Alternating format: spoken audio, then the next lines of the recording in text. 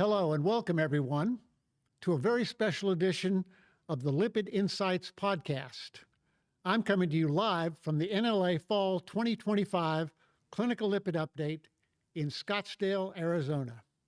I'm your host, Dr. Peter Jones, and I couldn't be more excited about being here to talk to some of the brightest and most passionate professionals in our field. So if you're tuning in from anywhere across the country, this podcast is your backstage pass to ideas, conversations, and energy that make the CLU experience unforgettable. So we've got a fantastic discussion scheduled ahead.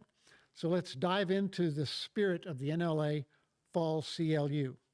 So today, I'm here with two people. First, I'm here with Dr. Amy Shah.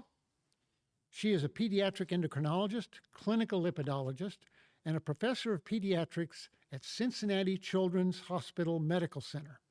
She's the division director of the pediatric endocrinology and director of the adolescent type 2 diabetes program. And she currently serves on the board of the Midwest Lipid Association chapter. Amy, why don't you tell us a little bit about what you do? That sounds pretty fancy. So what do you do every day, though? Yeah, so thank you. Well, it's a pleasure to be here. And so what do I do every day? Take care of kids. That's probably the number one reason I go to work every day. In my other roles, though, I do some administrative work, and I have a big passion for research as well. So trying to improve outcomes in kids with lipid disorders as well as type 2 diabetes. That's fantastic. Well, the other person on the panel is a longtime friend of mine and a fellow Texan, Dr. Don Wilson. He's a pediatric endocrinologist and has devoted the past 20 years of his career to cardiovascular health and risk prevention in children and adolescents. He currently serves as the endowed chair of the Pediatric Cardiovascular Health and Risk Prevention Program at Cook Children's Medical Center in Fort Worth, Texas. And he's always had a lot to do with the NLA, and he also serves as one of the associate editors for the Journal of Clinical Lipidology. Don, you're fantastic. And I just, again, tell the audience, what do you do every day? Thank you, Peter. It's a privilege to be here, especially with Amy Shah. What I do every day is what I've loved to do now for about 45 years, and that is see children and interact with families. These are near and dear to my heart, and I think we all would agree that the children are our future. But what we're trying to do, Amy, myself, and others across the country and across the globe, is actually keep our kids healthy as they grow up. We want these kids to aspire to be the best whatever they can be, but we know that they have to stay healthy, and some of these kids have health risk. And so we're all about trying to identify those and then in a very caring way try to get these families to adopt healthy lifestyles that will encourage their kids to be healthy as they grow up. Oh, that's awesome. And what I like is that the NLA has really made a big effort to start including pediatrics, and in a variety of ways, not just lipid treatment, but also obesity, because I think the overall purpose of the NLA is to really earlier is better over the long haul. Whatever you identify and whatever you can do earlier creates greater outcomes over a person's life. So it's great to have a lot of experts here in this meeting helping us get to that point. So, one of the things, Amy, I wanted to start with was about in your discussion is about lipid screening in the pediatric population. So should we screen, and why should we screen? Yeah, that's a really good question. So, should we screen? Absolutely, yes. So, just as you were alluding to, screening offers the best opportunity for early detection. And I think several organizations and probably, just have recommended that we should screen early. We now have universal lipid screening between 9 to 11 years of age in pediatric patients, and then again after the age of 17. In pediatric patients that are at higher risk, it actually is recommended to screen after the age of 2.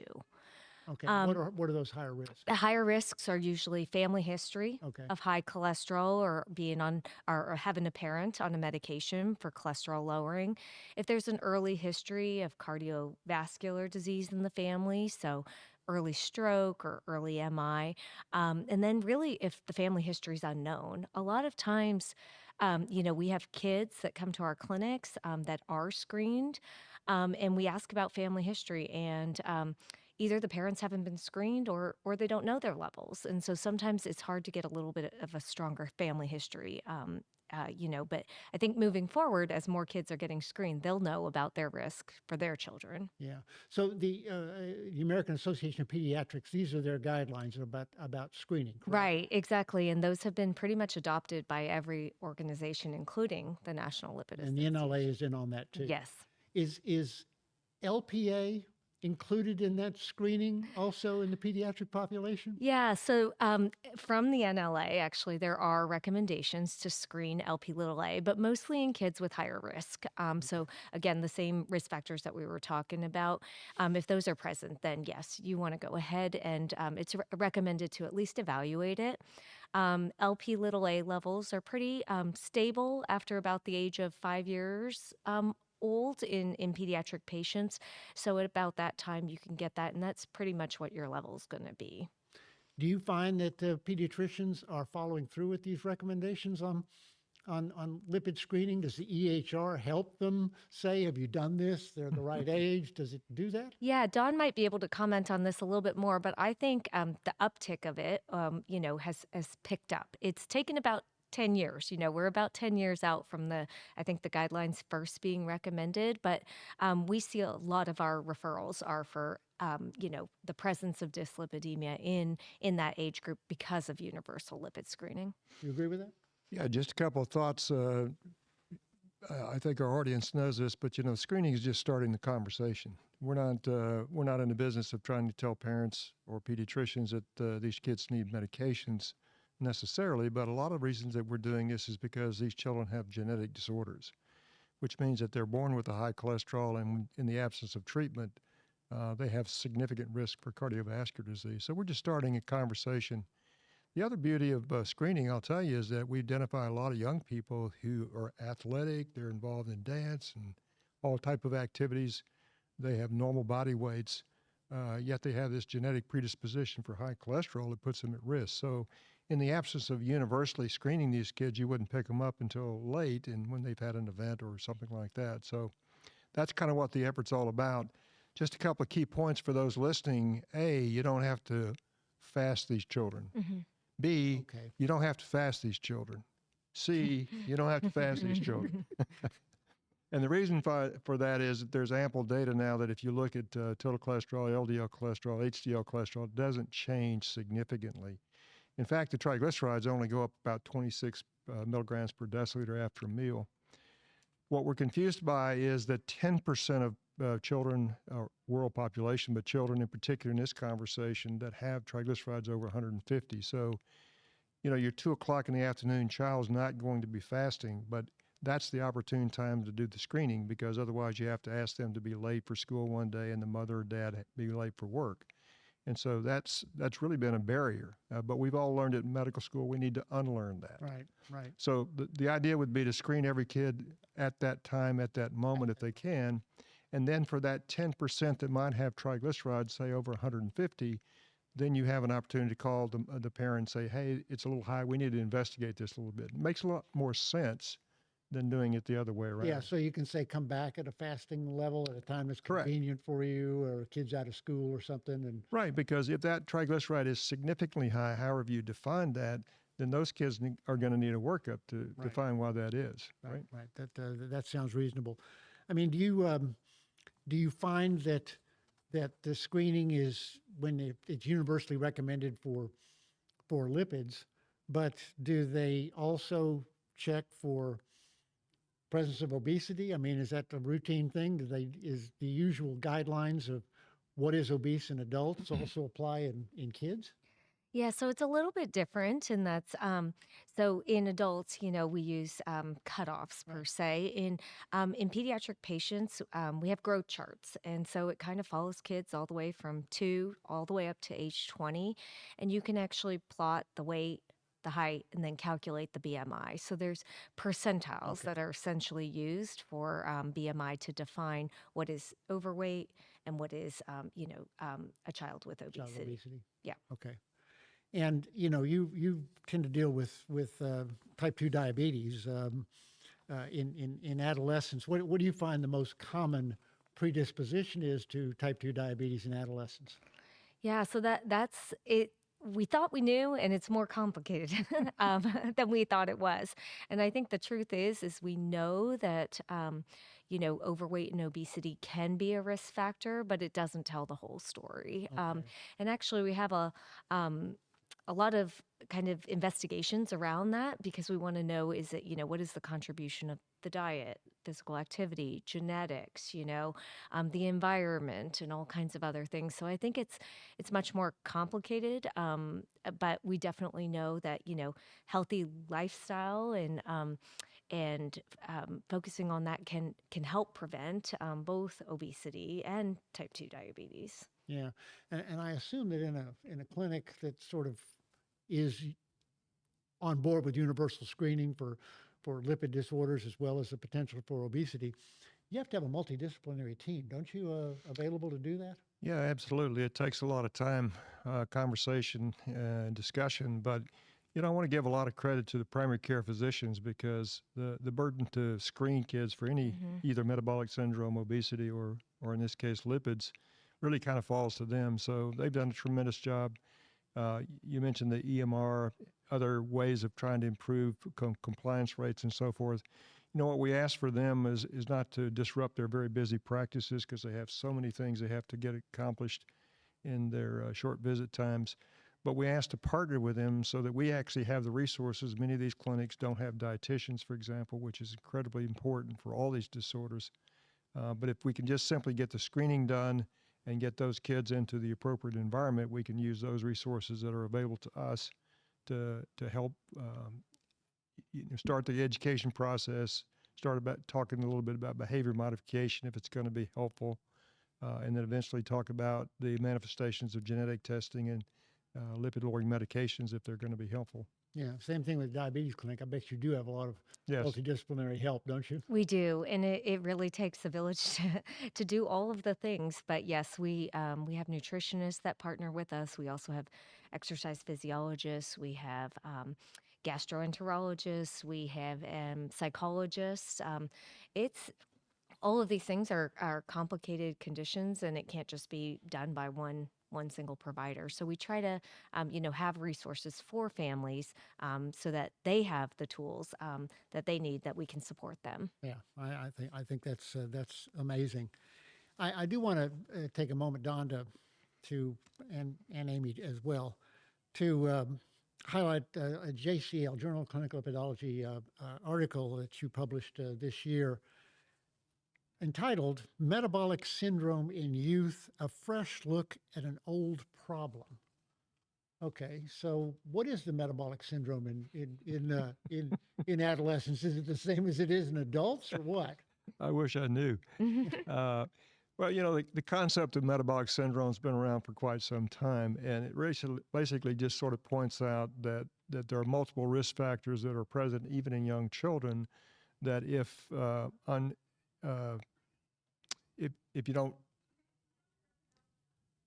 you don't address those risk factors, then they're going to continue into adulthood, and there's pretty good data that shows that. So, of all this constellation of things, in general, the answer to your question, Peter, is that, yeah, they're pretty much the same. So dyslipidemia, some evidence of high blood sugars at fasting or glucose tolerance tests or whatever you're going to do, A1Cs perhaps.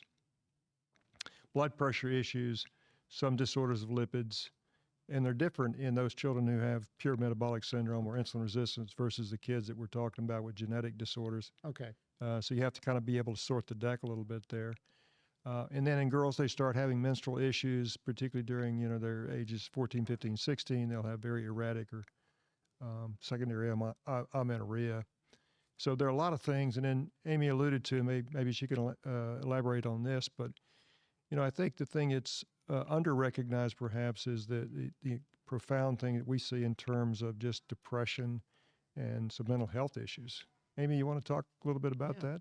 Yeah, I think, well, when we originally, wanted to put this special issue together, we thought that there's a lot of things going on, right? Just as you alluded to, the metabolic syndrome not only is a constellation of kind of manifestations or disorders that can be present in individuals, but it takes a lot to kind of get together and think about how do we treat this, And I think part of getting this special issue together was to focus, how can we use nutrition changes? How can we use exercise? How do we get kids moving, in this day and age when it's we've got TV and we've got YouTube and we have, Instagram and social media. How do we get kids moving? And that was really the point of, putting this together. But I think in turn with that, though, is that, there are mental health things that these our patients are experiencing, ranging from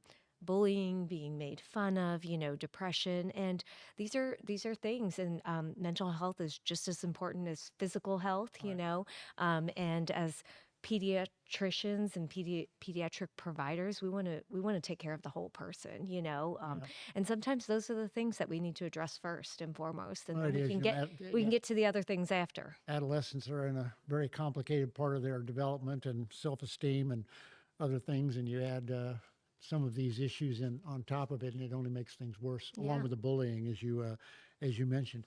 You mentioned in the metabolic syndrome, probably different for adolescents than it is maybe in older adults, but for women, you're mentioning irregular menstrual periods. Is that polycystic ovarian syndrome? Is that what it is? For the most part, yes. Okay. So we know that based on current information that metabolic syndrome really is insulin resistance for the most part, and that is kind of one of the keys to PCOS.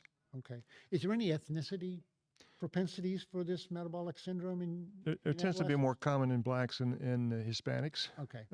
more so than whites, but we see it in a lot of different races, and so one more so than the other, but not necessarily exclusive. I think most of our audience really knows about acanthosis. Nigricans? Yeah, and so I bring it up because at least in the state of Texas, perhaps other states, we actually have state legislation that has the school nurses screen for that, and so Oh, okay. that increases a lot of referrals, and so we start seeing the kids early on, and that's one thing, Peter. We talk a little bit about adolescence because that's basically where insulin resistance comes to bear, and you start seeing kids with higher blood sugars and some even developing type 2 diabetes. But reality is we're seeing a lot of kids in the 2, 4, 6 age range where they're already off the map. Wow. Now, most of our audience who deal with pediatrics know this, but perhaps some of our adult folks don't. You have to plot them out on a growth chart because if you look at their BMI, it's by percentile. Right. So a BMI of 22 in an 8-year-old is going to be off the map. Okay. But it's alarming to us to see these trends so early. One of the things I also want to do about, pediatricians, if they do identify significant lipid problems, I mean, are most of them aware of the fact that it's okay to start statins at a certain age, and same with ezetimibe or PCSK9s? I mean, is that well known? What age does the FDA approve these things for? Yeah, so they are approved in pediatric patients, I would say, and down to age 8 actually, and sometimes you have to use them even sooner depending on the lipid levels. But I would say, as Don alluded to, our pediatrician friends are busy. They are busy people just doing well child checks and getting vaccines done and making sure things are happening. And so that's what we're here for, So they might do the screening, but we don't really ask them to do actually the management or Okay. start medications. We often do a trial of lifestyle intervention, some diet stuff first. Sometimes, implement physical activity, see if we can get any improvement. And then if we're moving to medications, that's what we're here for, is to really try to help them out and guide treatment. Yeah, so if they've got a significant LDL elevation, probably FH or polygenic hypercholesterolemia might be better. Earlier is better in considering starting. So I think Amy starting would these. agree with neither she or I could do the pediatricians or the family physician's job, nor do we ask them to do our job. Yeah. Right. So we partner with them because these are very complex decisions that we have to engage families and make sure that they understand what the repercussions are. But the other thing is that I don't know that the pediatricians necessarily have the time. Sometimes the family docs do because they're taking care of the family. But the entire family needs to be both screened and treated for any of these disorders, particularly the genetic disorders like FH. And so as a consequence of us diagnosing a child at 10 years of age, we've actually picked up a lot of parents because we urge them to go get screened. Yeah. And then screen the rest of their siblings out to the side. Yeah. And some of these folks have, turned out not necessarily to have symptoms, but they actually have coronary disease that they're not aware of. So, it's kind of a backdoor approach, but any way you get there is important as we improve the health of all the family. Wow, that's amazing. So one question I have is, if you do get obesity, type 2 diabetes, sort of these cardiometabolic complications in adolescence, do you guys, as specialists, do you take on obesity management? Do you do GLP-1 receptor agonists and Yeah, I do. But that's because I also see kids with type 2 diabetes. I actually just sat for my obesity medicine board. So to be determined if I'll be certified in obesity medicine. But yes, up until about, I would say 2019, treatments for type 2 diabetes in kids were very limited. We had metformin and insulin. Right. And that was it. But over the last 5 years, that landscape has completely changed, both for weight, so for elevated BMI. Some of the GLP-1 receptor agonists are now approved. And then for type 2 diabetes in kids, we have SGLT2 inhibitors and GLP-1 receptor agonists. But I would say, we still face challenges with getting approval of medications. Yeah. We still, and cost, out-of-pocket costs and stuff. So while I think we're doing a whole lot better than we were, we still face some challenges in the pediatric age range in getting these medications to all the kids that might need them. And I know that the dual agonist, the GLP-1 GIP, tirzepatide, is not approved in adolescents. Although they just published the data. They have. In type 2 diabetes. And so maybe, hopefully, soon. So it takes a while for these drugs that are first approved in adults, obviously, to matriculate backwards to children, but those will come. We're blessed, perhaps Amy is, I don't know, but, back to resources, we're actually blessed to have a clinical pharmacist work in our clinic. And so they're very helpful, not only in terms of informing us about side effects or potential problems or drug interactions, but also in terms of the pre-authorization that's necessary to get these drugs approved. Oh, wow. And particularly for the insurance companies, you don't want to make the mistakes of incorrect diagnosis or language up front because it really slows it down. But I think they're also very helpful in terms of being very user-friendly to the families and answering their questions and concerns so that they understand that we have that full array of knowledge and expertise to bring if they want it. One of the things that's very interesting, perhaps you know this, but in the adult world, a lot of the family physicians, internists see these type of patients either with metabolic syndrome or lipid disorders. That's entirely different in our practice. So I would say that very few, if any, pediatricians actually manage diabetes because of the complexity, and then same thing for lipid disorders. So and that model works well for us. Okay. And I think our pediatric colleagues, both family medicine and pediatricians, again, do a wonderful job. I couldn't do their job. Yeah, well, that's I will amazing. add one thing, though, because I think what's really different about pediatrics from adult medicine is now we have some more tools that we can use in terms of medication. But I would say probably the primary focus still is on prevention, if possible. When we start to see that BMI increasing up, want to prevent some of these things from happening. And then even taking a little bit more time to allow for lifestyle modification. Right. I think we really in our clinics work towards that. And even if we are using medication, don't forget that piece of it, because we're dealing with, young kids at times, or young teenagers, and this is potentially a lifelong It is. process for them.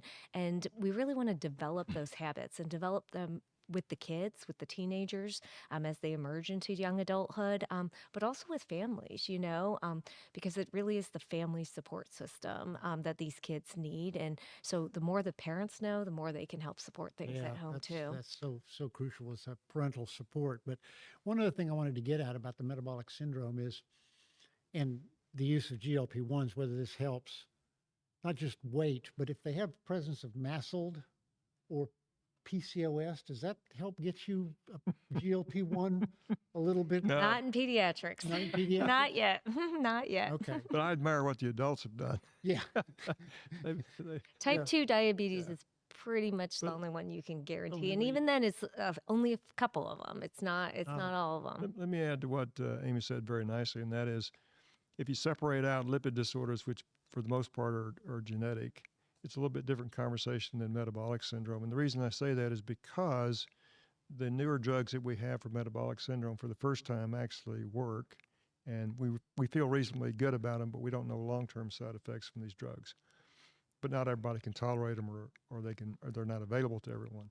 But the point being is that we all get excited about an intervention that's going to help these kids, but that's just now, that's right now in teenagers primarily, right? So the big job is actually moving that back to the true prevention, because as I said, we're seeing kids off the charts at 2 years of age. So we've almost lost the ball game from the beginning, Yeah. right? And so by the time these kids get to be 16 years of age, there's no coming back from that Yeah. without some kind of intervention. Mm-hmm. But point being is that we're all excited about new drugs and everything, but don't lose sight of the fact that the job is not over. It's not. It starts early. One just quick. In adults, we always have the option, depending on the severity of obesity and comorbidities, of using bariatric surgery. Is that ever something that's considered in adolescents? So we actually do that a lot at our center. So we have a large bariatric surgery program, and have since the early 2000s, actually. And so I think what we're recognizing now is, as you kind of alluded to, it's not just weight loss surgery, it's metabolic bariatric surgery, and it's associated with a lot of improvements in overall health. We used to also maybe think about it late in the game, so when you kind of had tried other things and nothing else was working, you would kind of go to surgery. And I think that mindset is kind of shifting a little bit, because as Dawn was kind of alluding to, sometimes at these young ages, we're already late in the game. Yeah. And how do you improve multiple comorbidities at a single time?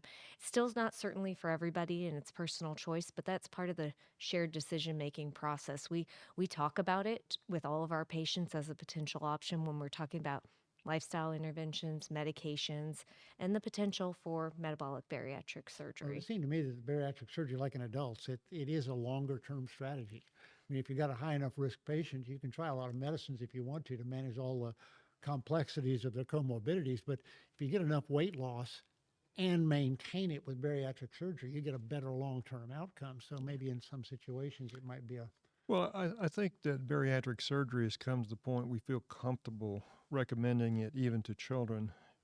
Not that that's our necessarily go-to, but some of the kids already have hypertension. Girls have PCOS. They have a BMI of 45. Oh, wow. But as Amy said very nicely, we need to, in everything we do, really emphasize that lifestyle modification or healthy living is a part of that. And, I think that the strategies using bariatric surgery are kind of in flux now, because now we have drugs that are quite effective, but not everybody can tolerate those drugs. So what do you do in that situation? Correct. Right? What if the drugs are not affordable to kids? Correct. Or available to them? So I still think they have kind of complementary roles. The thing that we try to do, for example, with GLP-1s is say, we're going to use this to kickstart the effort with the idea of working you off of that. Okay. Okay, so if you can implement lifestyle changes, we want to see if you can sustain or maintain.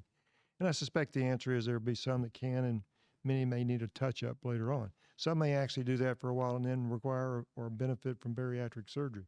So I think we don't have to be wed to one strategy fits all. We just need to see what the patient's needs are. Do you think that adult medicine providers are ready to accept your patients when it comes time to pass them on? Well, How do we get them to understand what needs to be done, what you've done, and what the big picture is? How does that happen? I think the better question is are our kids going to go to adult medicine? Because they don't want to go. I know, and you don't want to leave them either, do We you? don't want to leave them and they don't want to go. And we do struggle with that. There's this period of kind of what we call transition, where they're kind of a little bit older for the pediatric space, right around that early 20s, and not the adult providers might not be, ready to see them yet. But it's such an important time, especially for these kids that have childhood conditions. They really need to. So we've made really good efforts to try to partner with our adult colleagues that want to see them and see them early, try to make sure they have appointments, and things like that. But yeah, it's something where it's kind of new if we think about it, right? Now these kids that we started seeing in the early 2000s and in 2010 or so are now emerging into adulthood, right? So they're coming along with longer times for some of these conditions. So I think it's still to be determined, but we want to get them there, and we try, but it's transition medicine is complicated. And have the provider accept what that transition is all about, and having the pediatric patient to realize they're now an adult and that they need to be seeing adult doctors. Yeah. But I think the NLA is trying to increase this awareness about all of this so that the adult NLA members might be the ones who were willing to accept That these would be patients great. in the transition and be willing to carry that forward and understand how to do it. So that's what I'm hoping all of this educational aspect is about. Well, just a thought on that. If you think about what happens if you have a child in your practice, and Amy's right, we're reluctant to give them up and they're reluctant to leave, but that needs to happen. But when the kids get to be 18, you have young people that are going to college, some are joining the military, some are joining the workforce. The problem is transition care, where are they going to be? Right. Like you said to an 18-year-old, well, where are you going to be next year in college? And the kid says, as far away from home as I can be. Yes, I can get, yeah. And at the end of the day, okay, well, that was cute, but where are you going to Yeah. be? And he doesn't know. So at the end of the day, it's not like calling your buddy across town and say, would you pick this kid up? So all that's to say is that one of the things that we work very hard on, I know Amy's group does a great job at this, is educating the kids between the ages around 16, 17, 18. What is your condition? What have we done in the past? Why is this important? What medications are you taking? What are you looking for? And then cultivate a climate where it says, we've had a mutual conversation, understanding, respect, hopefully. That's what you're looking for in a physician. Right. Go find them.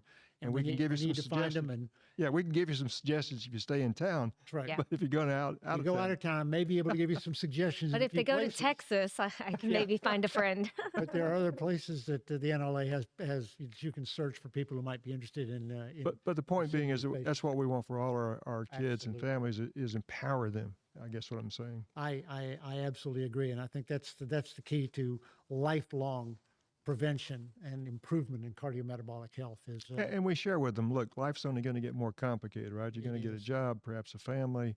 Hopefully you have some personal interests. You want to travel. I mean, don't lose sight of the fact that you need to stay healthy and take live care a of healthy yourself too. Yeah, Put yourself exactly. high enough on the priority list. That's awesome.